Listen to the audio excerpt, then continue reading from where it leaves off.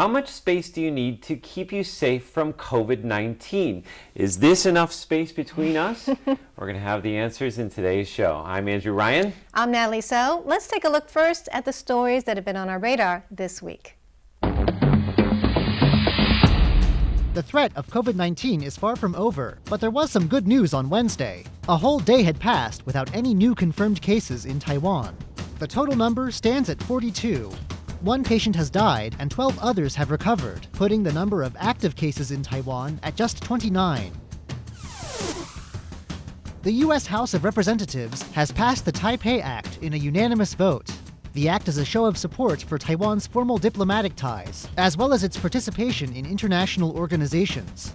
President Tsai thanked the U.S. on Thursday when meeting with James Moriarty, the chairman of the de facto U.S. Embassy, the American Institute in Taiwan. Taiwan's military is postponing the computer-simulated part of the annual Hanguang exercises. That's due to concerns that military personnel in close quarters risk catching COVID-19. Live fire drills will go ahead as scheduled, with a few adjustments to ensure the health of military personnel. The cabinet is planning to distribute vouchers to boost the local economy, which has taken a hit from the outbreak of COVID-19. Premier Su Zhengchang says the goal is to boost economic momentum and revive the hardest-hit industries. Taiwan's Xie Su-wei is first in the world again in women's doubles tennis. That's after her third joint victory with partner Barbara Strakova of the Czech Republic at the Qatar Total Open in Doha last weekend. And now for our words of the week. Andrew, ready to guess? Yes. What do you have? Okey-dokey. Dude. Disaster. Disco dancing. Disinfectant.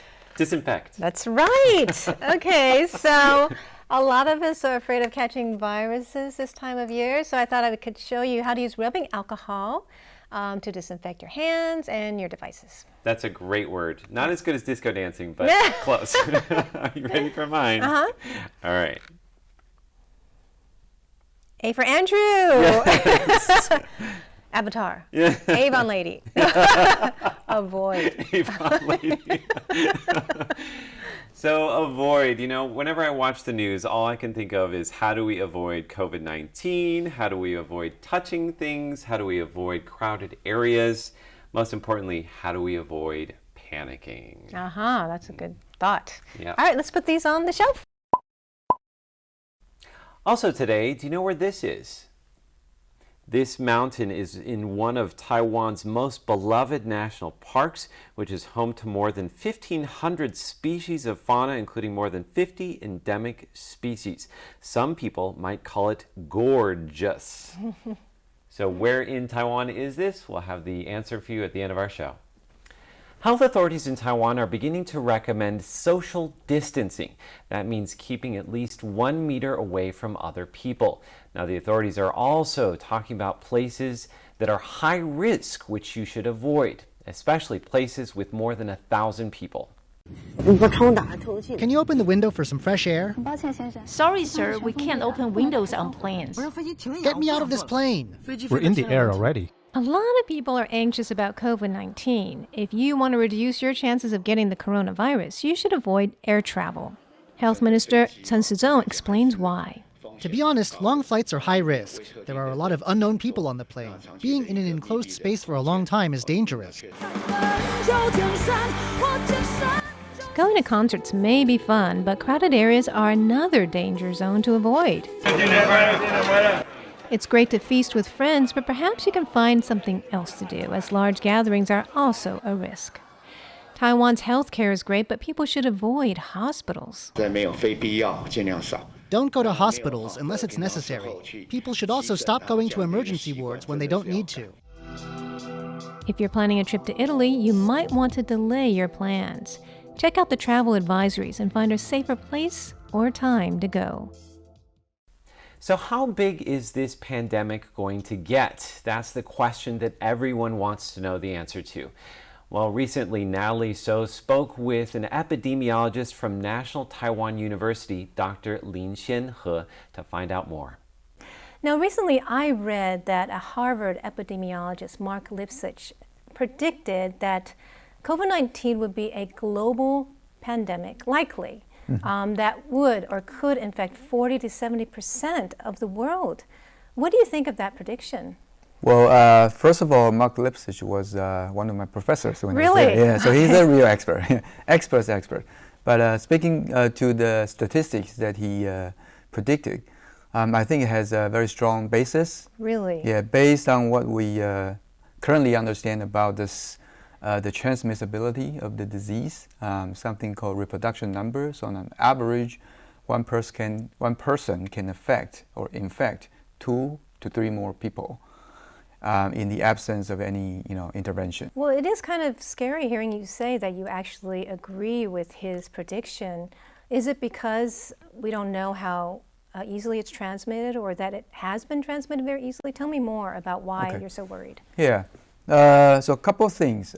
First of all, it's a new pathogen. It's a new disease. We know it's for sure. So no one in the world has a natural immunity. And currently there's no vaccine available yet.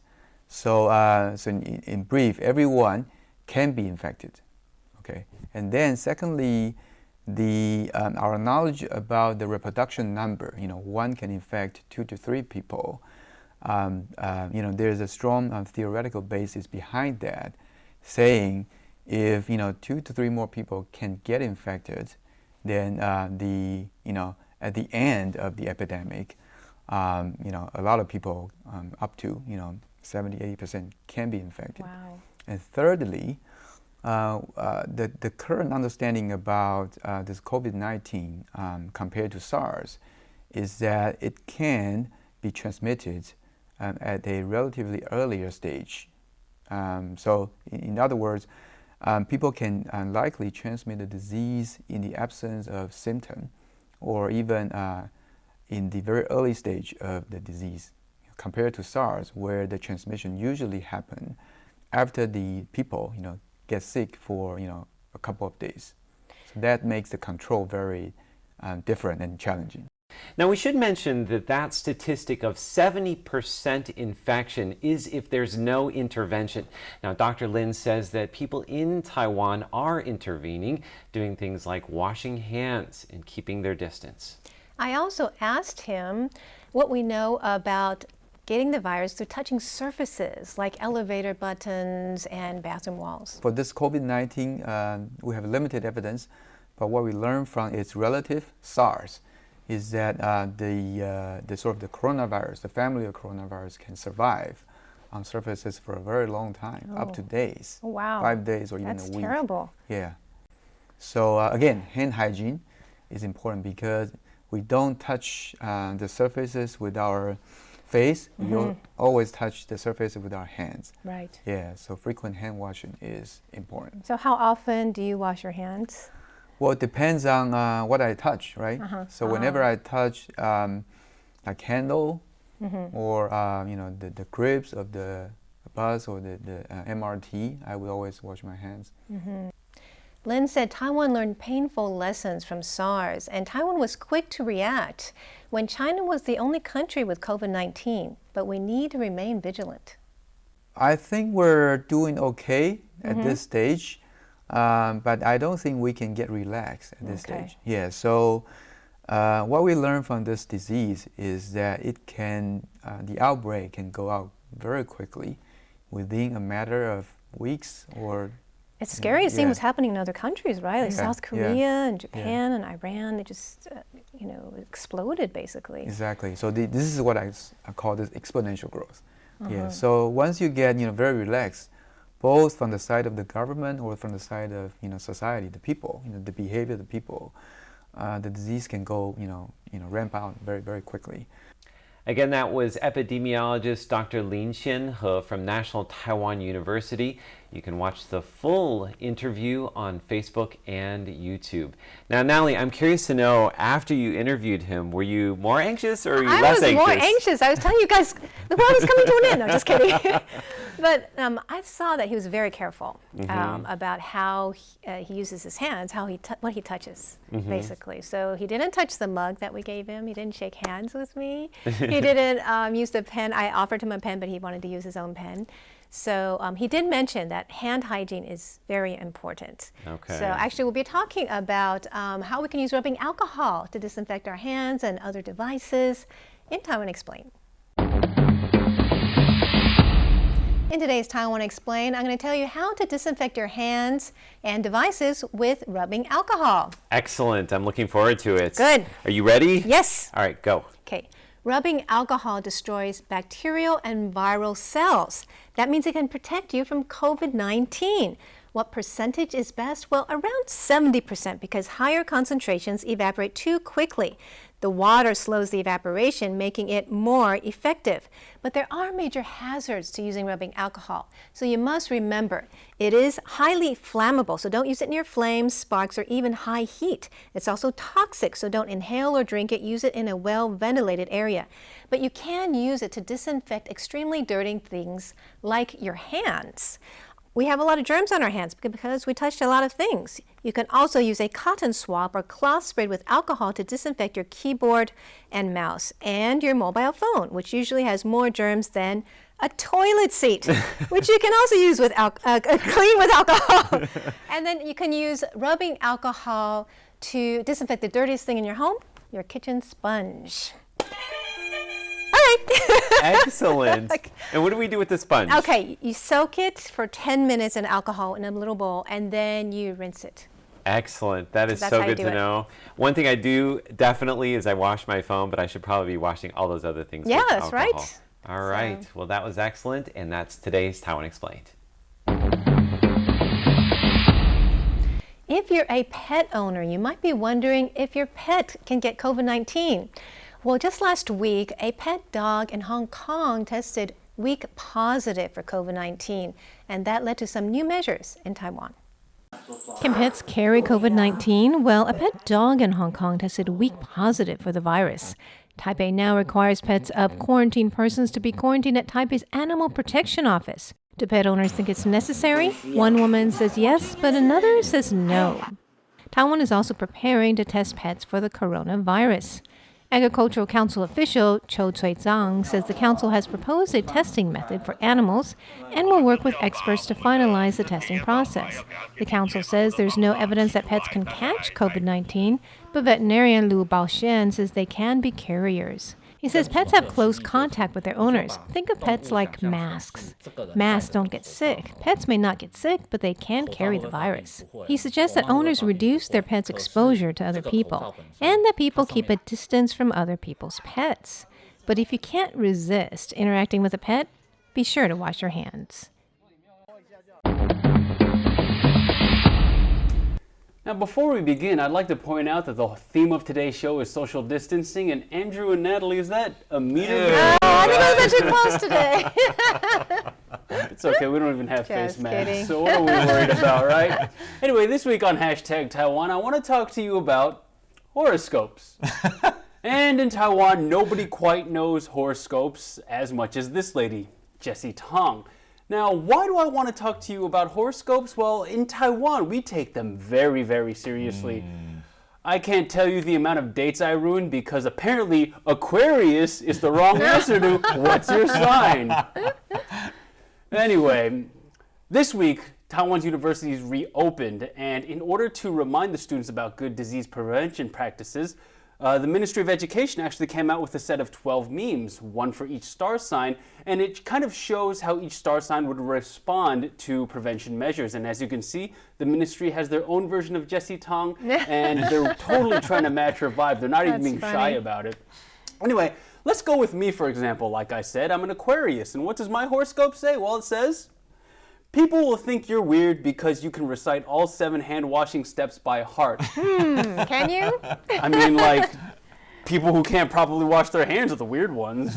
Next one, you know in your heart you're the best. Well, you know what? I'm the best at being humble. All right, so I'm gonna let everything else speak for itself. Anyway, on the bottom it says, people who don't wash their hands are the weird and disgusting ones. I mean, that's fair. Yeah. That's not an Aquarius thing. I think that's just a common sense thing. And I know you two are dying to know your horoscopes. And Andrew, we'll start with you. You're a Taurus, right? Yes. All right, so the Taurus horoscope says, We know you're really stubborn, but you really don't need to wear a face mask everywhere. Andrew, I see you around the office. You don't wear face masks that much. Yeah. But as far as stubbornness goes, well... Yes, I'll take it. Next, make sure your classroom has good ventilation. Well, we have an office, and our office is pretty well ventilated. That out. window Yes. behind me is open. There you Sometimes it's go. too cold. Yes. And on the bottom it says, you're a foodie, so remember to wash your hands often, Mr. foodie. Feast Meets West. Yeah. All right, Natalie, your turn. We're going to go to Scorpio, which is a little complicated, but let's check it out. Don't flirt with people if you can't see their entire face. Because you get it, because people are wearing face masks, can't really see their entire face. Next, don't be hot and cold in your relationship. Your partner might think you have a fever. You might got chills. And Natalie, you're married, so I don't think you really have to worry about these things. You're very happy, I'm pretty sure. And but this is my favorite part about the Scorpio horoscope. Remember, Natalie, you can't get away from bad love by quarantining yourself. Not a 14-day quarantine, no 21-day quarantine. You're going to quarantine yourself forever. All right?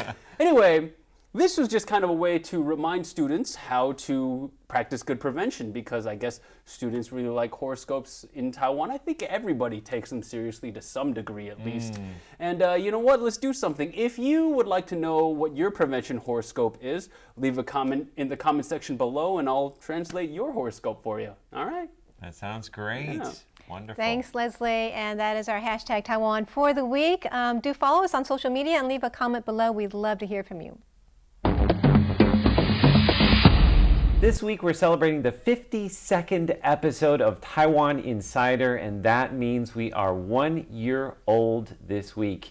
So in today's Taiwan by Number, I have looked for some interesting numbers related to our program to give you a little bit of a look at ourselves from this past year. You guys ready? Yeah, sure. All right. First question. How long would it take to watch every single episode of Taiwan Insider back to back? In minutes or Hours. hours? 52, about a half hour each. 26 hours. 26 I'd say hours? 26 hours too. All right, let's have a look at the answer. Oh, There we wow. Wow, so we have been like about a half hour each. That's right, 26 hours and 3 minutes to be exact. Oh, That was a 3 bit minutes. of a softball for you guys Okay. to get one right to start off with.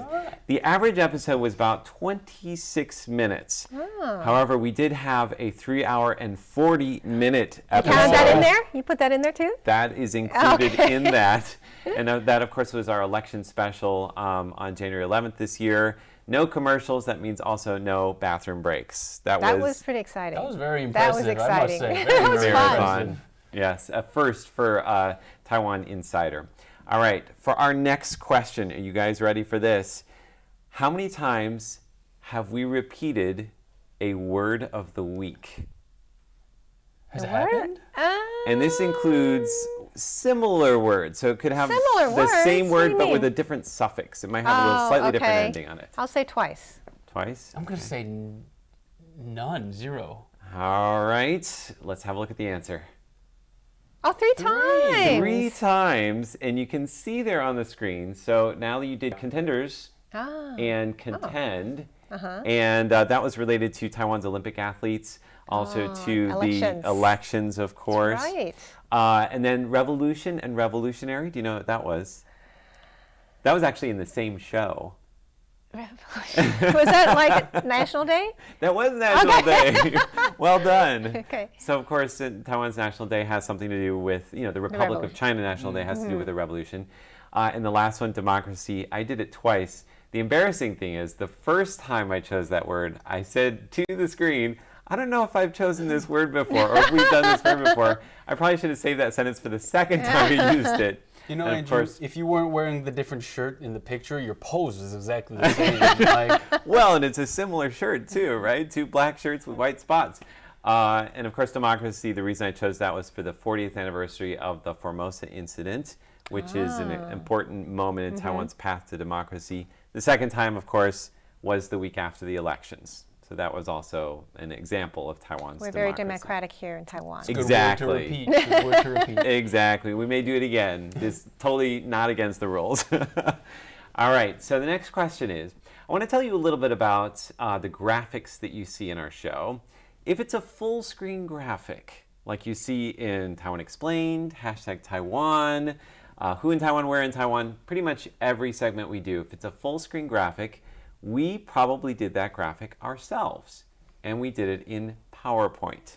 So the question is, how many PowerPoint slides have we created Oh for my Taiwan gosh. Insider? I mean, all together, like all the slides, Altogether. including hashtag and... All of them. Oh my gosh. That's a lot. The spread is huge. Like hashtag would sometimes say varies between like 4 and 500. 25. One guess. Natalie says 500. 500. 500, no. If we have 52 episodes, I'm going to say an average of 30, about 1,500.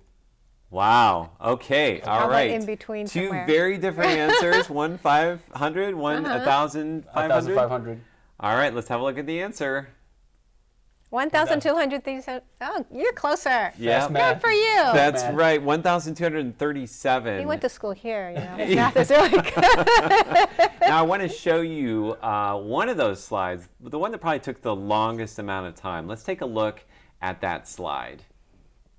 Wow, that was a really good slide. I like that slide. So we should tell you that we actually plotted 18 different news media outfits here in Taiwan on a spectrum, a political spectrum, and it took us hours because we had to call up all the different people. We called up experts. We talked to people that worked That's at those true. different outfits just to come up with one of those 1,200 slides. I would argue to say it took you hours, Andrew. Yeah, I just asked one of my friends in the know. That's all I did Yeah. for the. It was a group effort. It wasn't just me. All right, last question here, and this is to hold us accountable. Now, in the last year, we had 28 interviewees. So my question for you is, what percentage of these interviewees were women? This is really a report card for us. See how well we did. Oh my gosh. I'm gonna go straight, 55? Okay, I'm Natalie gonna go says. straight down the middle. Okay, Natalie says 55% women. Leslie says 50. 50%. You're both very optimistic. Let's have a look at the no. answer. Oh, okay. I've got to work a little 46%. harder to be equal. We do need to work just a little harder. I will say, I was very happy looking at the numbers. We had 15 male interviewees, 13 female interviewees. If we had made one slight different decision, it could have been 14-14. Oh, that's true. We look forward to bringing you more special interviewees and special episodes of Taiwan Insider in the coming year.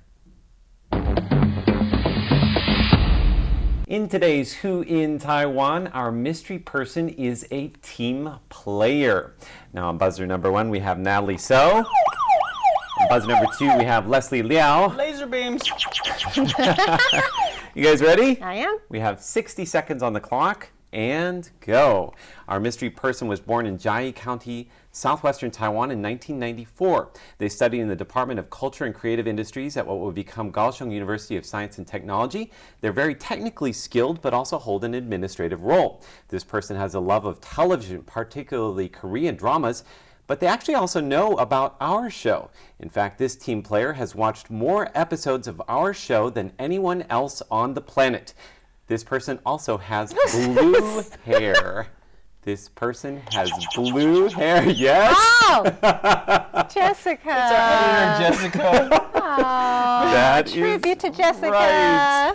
That's right, Yay. because today is, it's our 52nd anniversary of Taiwan Insider. So I figured, even though this person is not famous, to you perhaps, she's famous to us. And that is a picture of her dressed as the character Sadness from Inside Out to go with her blue hair. Can I tell you, just that picture, the level of commitment she Hey, had. look at that, really. Because her hair was blue seriously. weeks before that picture was Right, taken. she was That's right. thinking way And ahead of time. You thought like she was just being edgy, but then again, bam, she comes out looking exactly like the character from the movie. I was like, wow. Flabbergasted. That's right, absolutely. Somebody who's definitely committed to her job, to her role, and of course to Taiwan Insider. Now, you may not know her because she's not that famous. So recently I went and talked to her and we created a little video. Have a look at this. I'm here now with Jessica. Hi, I'm Jessica. And she is the person who has been editing our show since day one. She's already edited 52 episodes. She knows more about our show than we even know ourselves. So we're going to just chat with her and find out what it's like. 衣服搭配的，我觉得都非常的 good。 Thank you. 然后还有后面的装饰啊，像过年就有那个年年有余，那只鱼就很可爱。She saw our fish. That's awesome. 还有新年的那个灯笼。And I'm curious to know, is there anything in our show that you thought was particularly difficult to edit? 就是你们讲的太开心，之后又突然一副很震惊的讲话。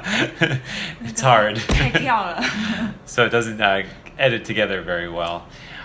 So she's actually seen more episodes than we have even seen ourselves because she's watched each episode multiple times. So 不好意思让你看到这么多我们真的是辛苦你了。I'm curious to see what her screen looks like when she's editing. I just want to show you what it looks like. So you can see she's moving the cursor across the bottom there, and you can see what the images look like at the top of the screen.